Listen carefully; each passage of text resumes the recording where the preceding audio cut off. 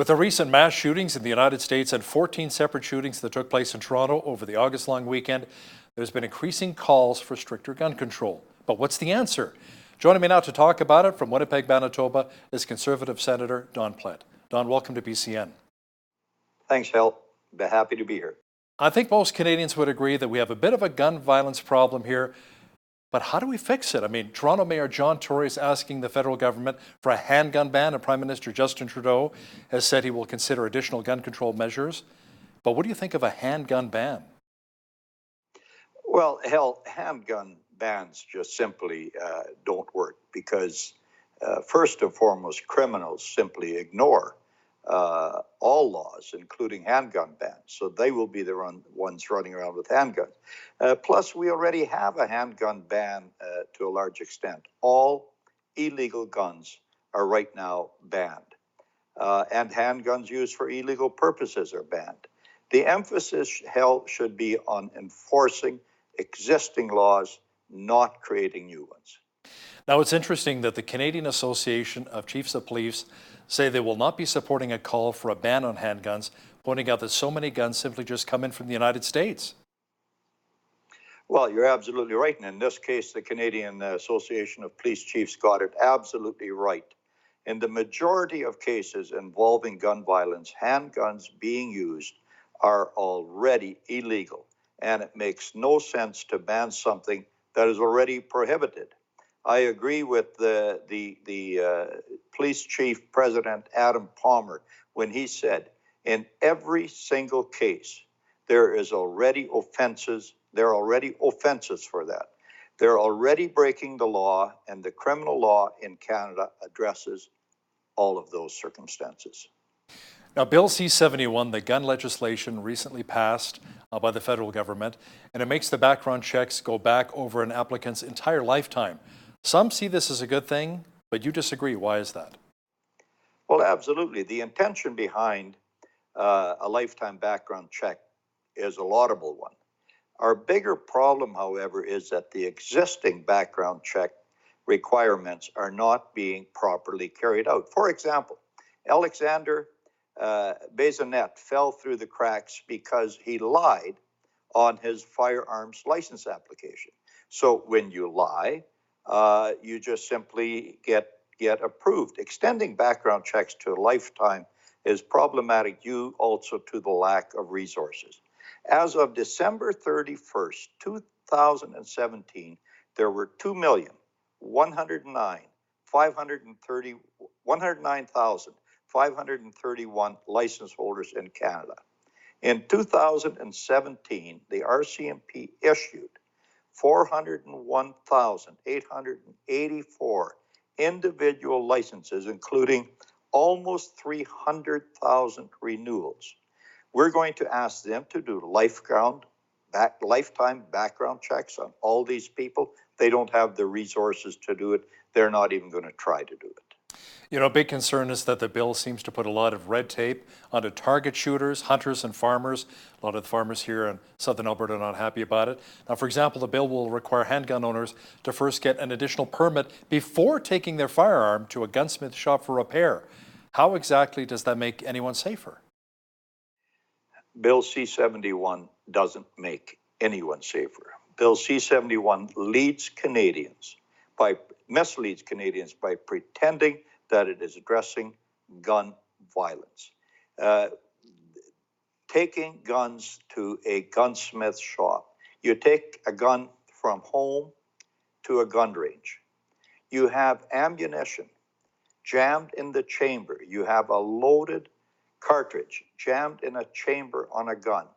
You have to take that gun home first, get a permit to take it to a gunsmith, when there could well be a gunsmith across the street from the shooting range. It makes no sense. It makes things more dangerous, not safer. Let me ask you something. How do we get the guns out of criminals' hands then? By enforcing the existing laws that we have. By creating new laws. These new laws do not target criminals.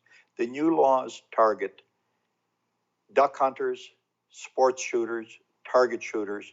They do not target criminals. We need to enforce the existing laws that we have, and we're not doing it. We are trying to use things like Bill C-71 as an election issue, and it should not be. It should be about safety, not about getting reelected on suggesting we are tougher on gun crimes. Let me tell you, Hell, Bill C-71, in order for even part of Bill C-71 to become law, it has to go through an order in council. We passed Bill C-71 some months ago. Every segment of Bill C-71 has to go through an order in council. There hasn't been one applied for it. The government hasn't started with one order in council, and yet we were in a panic to get this done before we rose for the summer. The RCMP are telling us they are not starting with anything because they fully believe that if the Conservatives get elected in October, this is all going out the window again. There was no panic. The government clearly wanted to just simply mislead Canadians into thinking that they were being tough on crime. You know, I'm glad you mentioned duck hunters, farmers, ranchers.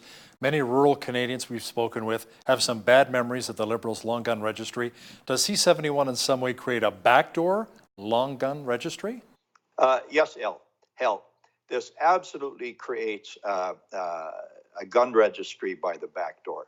We are registering firearms. They have to be registered. And Ralph Goodale is running around pretending that it is not, and it is a long gun registry absolutely by the back door. Now, the Liberals have said they want to put decision-making about weapons restrictions back in the hands of police and not politicians. Many believe that's a good idea, but you think otherwise. I believe that elected officials have to be accountable.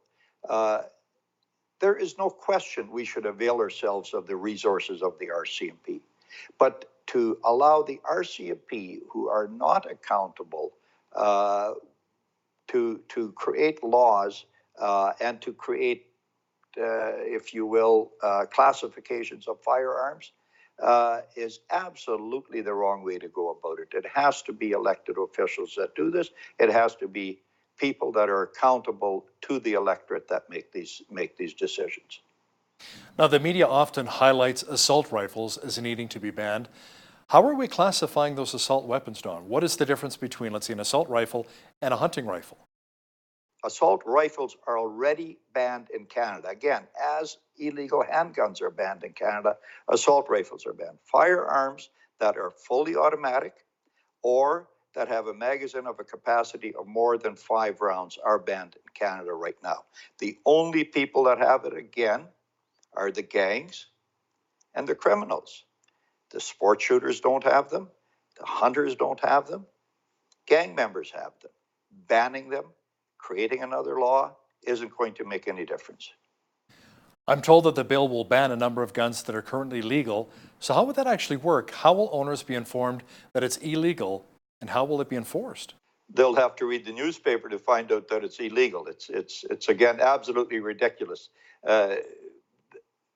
There will be publications presented, clearly places like Wolverine Supplies, other firearm stores would have these publications. But you or I, if we have a gun that will be classified as illegal, we would have no way of knowing that. And if the gun is confiscated, we will have no recourse. It will be taken away from us. It doesn't matter what the value is. We will lose it. Stores that are selling them. Wolverine Supplies. I visited Wolverine Supplies in Virden, Manitoba just a week and a half ago. I saw their inventory.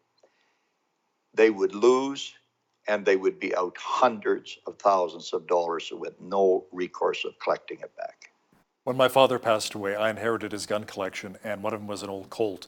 And I mean, I've since sold all the guns like many years ago, but it was a Colt from the early 1900s, an amazing gun. It was almost like a piece of art, and it was very old, and it cost a lot of money. Now, some of these guns that'll be confiscated cost their owners thousands upon thousands of dollars, Don.